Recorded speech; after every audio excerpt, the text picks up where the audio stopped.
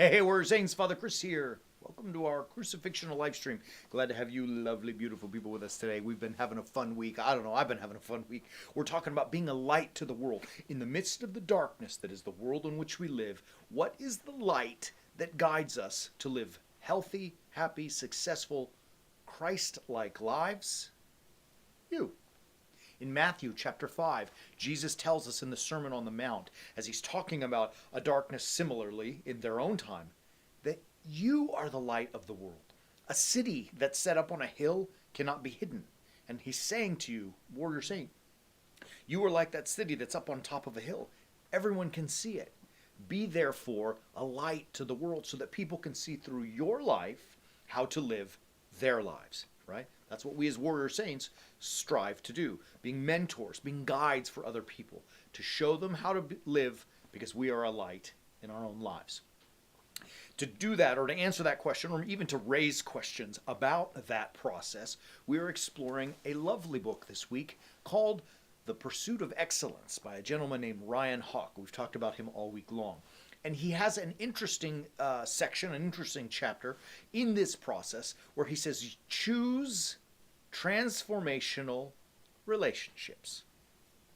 Choose transformational relationships.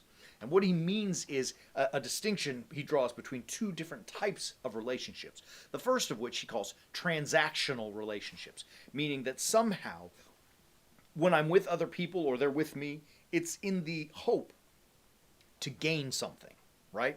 So like, I was thinking about it as I was reading this book, there are those times in business where people say, really, like this, a real estate agent. And I know we have some that watch and I'm related to some and I love you all, but just go with me. The real estate agent says to you, I really want to help you find the best house. No, they don't.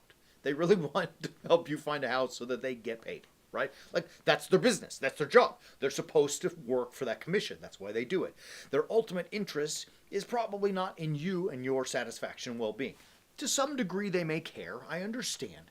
But their function in that relationship is transactional. They are to do their job so that they ultimately receive the benefit of receiving their payment, right?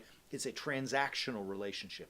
And much of what we do with other people, even subconsciously, is think, what am I going to get out of it? What will I get from them? What benefit will they give to me, right? But when we have relationships that are merely transactional, and we all have them, we all have to have them, right? We don't have to have all of them, but we definitely have to have transactional relationships in our lives. Look, it's a natural thing. But when everything is focused on what can I get out of and a transactional relationship, there is nothing there to help push you to grow, which we talked about the other day with this growth mindset, and yesterday being a process, this growth always being a process, right? If everything is transactional, then there is no growth in that for you, right?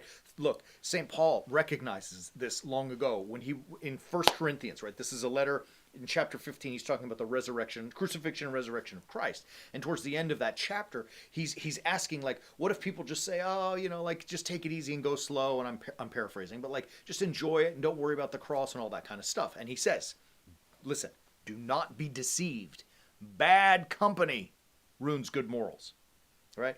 Like if you surround yourself with transactional people and everything becomes about what can I get, you're going to have yourself in bad company.